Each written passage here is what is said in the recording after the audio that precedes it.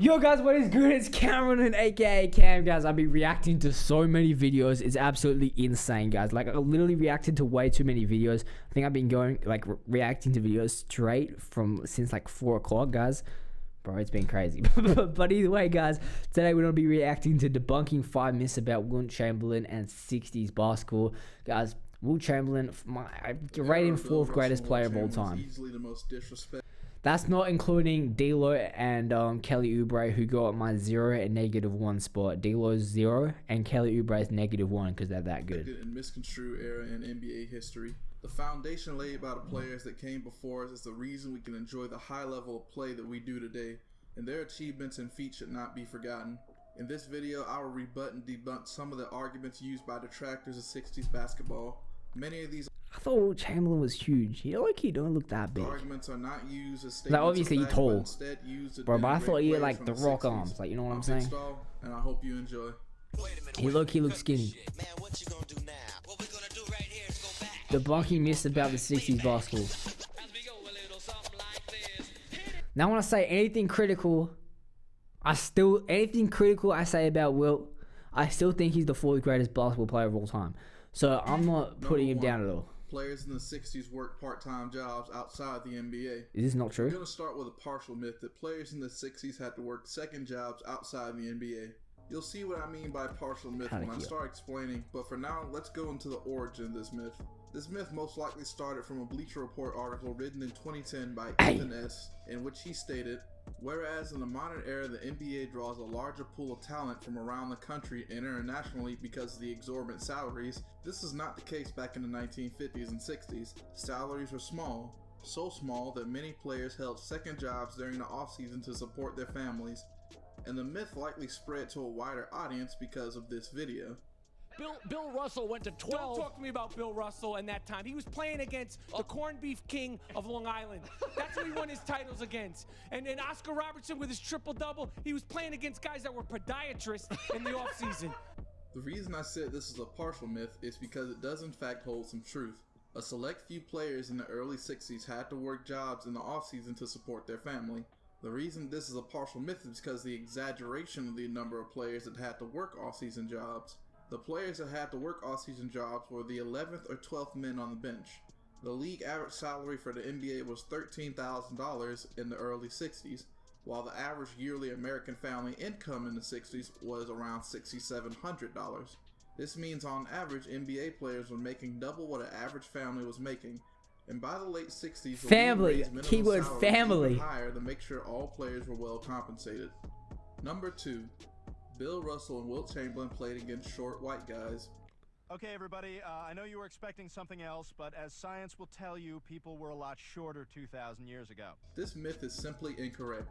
It holds about as much truth as saying LeBron James played against short white guys because he played against Jason Williams, or saying MJ played against short white guys because he played against Danny Ainge and John Stockton. This myth stems from the fact that in the 60s it was normal to list your height without shoes instead of with them, and also because people have a tendency to confuse college basketball film from the 40s with NBA film from the 60s. Many players of the 60s were, on average, only about a half an inch to an inch shorter than the average player today, when taking into account the measurements were without shoes. This chart, courtesy that's actually of crazy. Basketball Breakdown, shows the average height of players from the inception of the NBA to 2015. As you can see, the average height of players throughout the 60s was around 77.5 inches, or 6'4.5". If you added inches players today do due to shoes, the average height would be 6'5.5". Compare that to the average height from the 2000s to 2015, which would be around 79 inches, which is 6'6". This is of course a difference in height, but it's not as large as people may think. Yeah, that's not. And it's important to Actually, when we remember, really... height and athleticism isn't everything. CP3 has been a top 5 point guard in the NBA his whole career. Isaiah Thomas dominated the league and was getting MVP votes just 2 seasons ago. John Stockton, Allen Iverson, and the bad boy Pistons Isaiah Thomas, these were all Hall of Fame talents that were right at 6 foot tall and not extremely athletic. Skill is just as important, if not more important, on the basketball court. Number 3.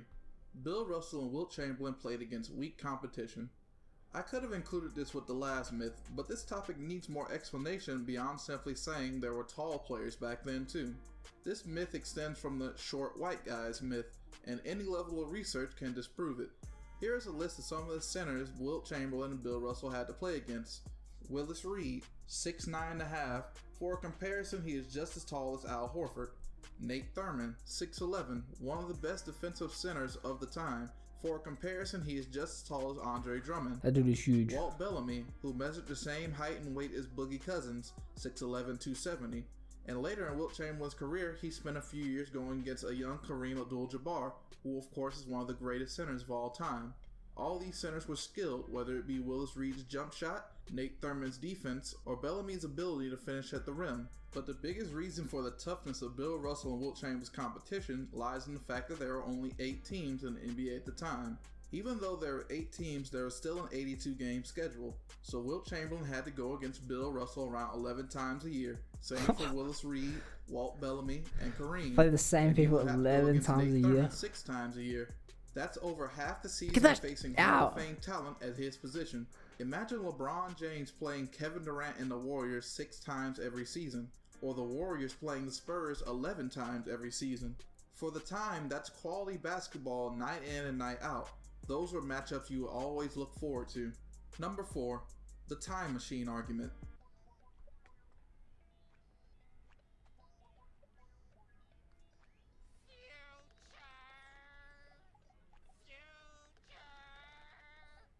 This is going to be less of a debunking and more of a rebuttal to perhaps the most frustrating argument. Unblockable shot, bro, not for Wilt Chamberlain. If you don't understand what I'm talking about, the time machine argument is whenever a fan says, if you take a player from the 60s and put him in the NBA right now, he wouldn't be nearly as good. This argument also works for other eras, as some people... Honestly, bro, we're talking about Wilt Chamberlain, a 7'1" Zion Williamson. 7'1" Zion Williamson with a better vertical. Now, is that better vertical real or not is my question, okay? Now, I'm not going to lie. Wilt Chamberlain, obviously, for them to say he has a 50-inch vertical, obviously he had a pretty solid vertical, but there is no way he had a 50-inch vertical, guys. Just look at his clips, okay? Let's like not even counter into the fact that like his body size and his weight and everything and how much force he'd really need to be generating to get a 50-inch vertical. Just look up some clips. There's no way he had a 50-inch vertical. That is the biggest cap of all time. And that's coming from someone who likes Wilt Chamberlain. The other way around is if a player from back then says of right now, if you take a player from right now and put him back in the 60s or earlier era, he wouldn't be nearly as good. You can hear this from some MJ fans saying LeBron James couldn't make it back in a more physical 80s and 90s era. These arguments serve no purpose other than to denigrate the older or younger generations. There is no accurate way to compare the old generation to the newer one or vice versa. The way players cross over today would be called a carry in the 60s. The way players back other players down would be a charge in the 60s. Dunking on other players was seen as disrespectful in the 60s and just wasn't done as often simply due from the fact that backboards could break. And if a backboard broke, there's a good chance the game might just end there. On the other hand, a player from the 60s dribbles would not be as effective in today's game. Guards from the 60s would need more shooting range in today's game. How do you get ankle broken by that? Today's game. Guards from the 60s would need more shooting range in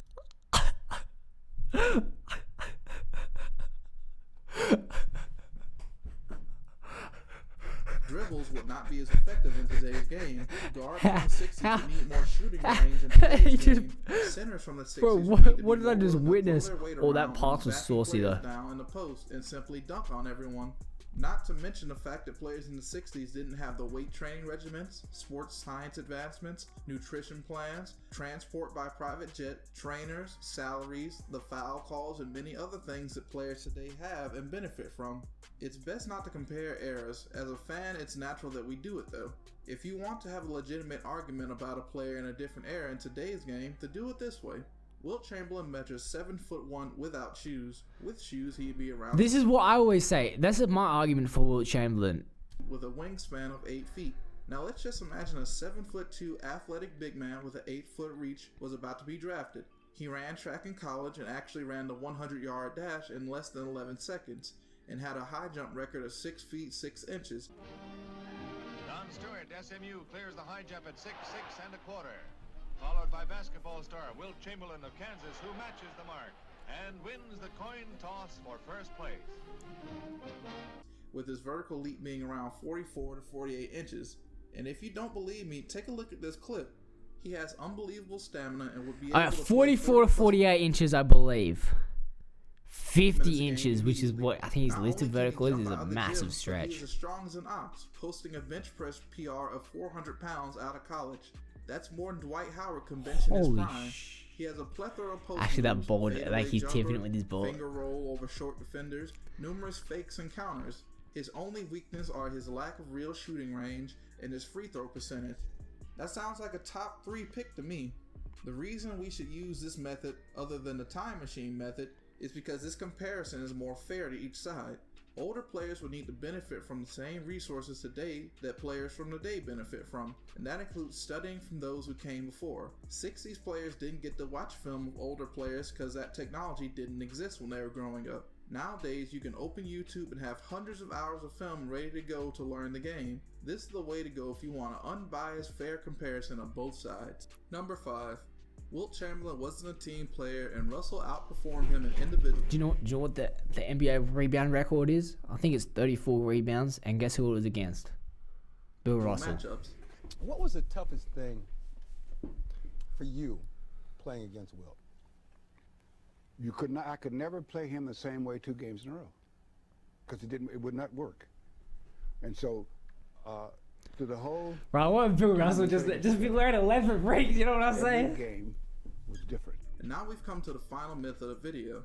I can understand how this myth came about. Michael Jordan has all the rings while LeBron has the numbers. Excuse me. What I meant to say was Bill Russell has all the rings while Wilt Chamberlain has all the numbers. More specifically, Wilt Chamberlain lost 7 to 8 playoff series to Bill Russell. But let's dive deeper into the story to see if we should really blame Wilt Chamberlain or if there were circumstances to him losing. After researching the ways Chamberlain lost to Bill Russell and the Celtics, I just have to say it's unfortunate. As I said earlier, Wilt played 7 series against Bill Russell.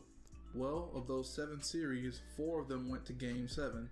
And of those 4 Game 7s, Wilt lost every single one. But the worst part is that he lost them all by a grand total of 9 points over 4 games. So how did he end up losing this way so many times? As I said, it's unfortunate. Every time it wasn't Chamberlain's fault. In one of the games his teams didn't pass to him for the entirety of the second half. He touched the ball twice in the second half, but it was blamed on him for the loss. In another Game 7, he sustained an injury with the Lakers down by 7. As the Celtics were one of the best fast break teams in the NBA at the time, he figured it would be better for the team if he checked out to gather himself. As the clock is winding down, he asked the coach to put him back in. What does the coach do? He says, the team is playing better without you, and he doesn't put Wilt back in. The Celtics go on to beat the Lakers, and once again, Wilt is blamed. The Lakers fired the coach. What? Bro, they didn't pass him the ball the whole second half. Man's average 50 points per game. What? The coach didn't want to sub in their best player. After the season was over for not putting in their best player in a Game 7 of the NBA Finals. Imagine Tyronn Lue not putting LeBron in a Game 7 against the Warriors, or Facts. Stephen Curry hitting multiple threes back to back to back in the fourth quarter of the Finals, and Steve Kerr taking him out of the game. The NBA world would be cooking the coach for mistakes like that. But since Wilt was the leader and the best player on the team, he caught the lion's share of the blame in the public eye. Being one of the biggest and strongest players at the time didn't really work in his favor for this instance. Being as he was so strong and so dominant, people saw him as being able to take over a game no matter what and win, even when he was not on the court for some reason. His third loss, Chamberlain put on a clutch performance by scoring his team's final 5 points, including an and one to tie the game. But Celtics legend Sam Jones ended up coming off a pick and hitting a deep shot that won the Celtics the game. And finally, his last Game 7 loss to the Celtics came from one of the most memorable plays in basketball history. 5 seconds left. Boston only has a 1-point lead. Greer's putting the ball on a play. He gets it out deep, and Havlicek steals it. Over to Sam Jones. Havlicek stole the ball. It's all over. It's all over. Johnny Havlicek is being mobbed by the fans. Bill Russell wants to grab Havlicek. He hugs him. He squeezes John Havlicek. The Celtics win it. 110 for 109. Sad. Wilt's teammate makes a bad pass and they lose the game by 1. Beyond the losses to Bill Russell, no one mentions how Wilt played for 8 coaches in 14 years, including a stretch where he played for 4 coaches in 5 years from 1960 to 1965, or how in 143 games Chamberlain played against Russell, Chamberlain averaged 29 points and 28 rebounds. That's double the points Russell put up against Chamberlain and quadruple the rebounds, including a 55 rebound performance. Or how you can't look at these blocks and tell me that, oh, you wouldn't work into those NBA. Assists was 702, which would make him the only center in NBA history to lead the league in assists to this day. That's an average of 8.6 assists per game, while having nights where he put up 22 points, 25 rebounds, and 21 assists. That's insane. Not to mention, Wilt could block the most unblockable shot in NBA history, Kareem's skyhook. And listen to this, he was jumping that high at the age of 36 after coming off multiple knee surgeries. Look, I can go on and on about Wilt's statistical achievements, but I'll just leave this video off with a comparison that I believe is fitting.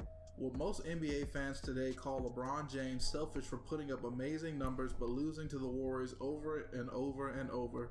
Would anyone say KD or Steph has had better performances than LeBron in the finals in the last few years? I don't think so. One team is a dynasty, the other team is a legendary player trying to do it all. Personally, I find the accomplishments of David more impressive than that of Goliath. Well, that's it for the video. I hope y'all really enjoyed it. I really like to hear the type of videos y'all would like to see. Stop putting disrespect on my man's Wilt, okay? Guys, Wilt, GOAT, okay? Bro, like when you watch these videos, it's like, bro, Wilt Chamberlain might be the best player of all time. Like, after watching this, bro, blocking the sky hook, I didn't know he was doing that. I didn't know he had a, what, 45, like blocking the sky hook at age 35?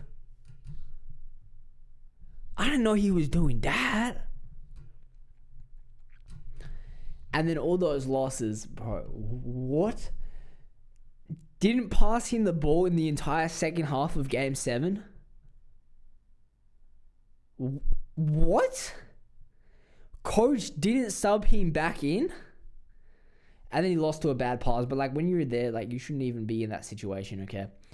Like, that Game 7, like, the one where they made the bad pass, yeah, he could have won it, but it's not in a position where he should have won it. Like, if you're losing by 2-4 points and the coach doesn't sub you in at the end of the game, that's not your fault, okay? You put them in a good position and they didn't sub you back in, okay? You probably were winning and then they subbed you out. And then he didn't put you back in. They didn't pass him the ball at the second half. The entire second half. And somehow he must have built such a good lead at the first half. Anyway, I'm Big Stall. Hope y'all enjoy. Comment what y'all want to see. I'll catch y'all next time. Peace. Bro, that's insane. Guys, if you guys enjoyed the video, please smash that like and subscribe button. And I'm out. See ya.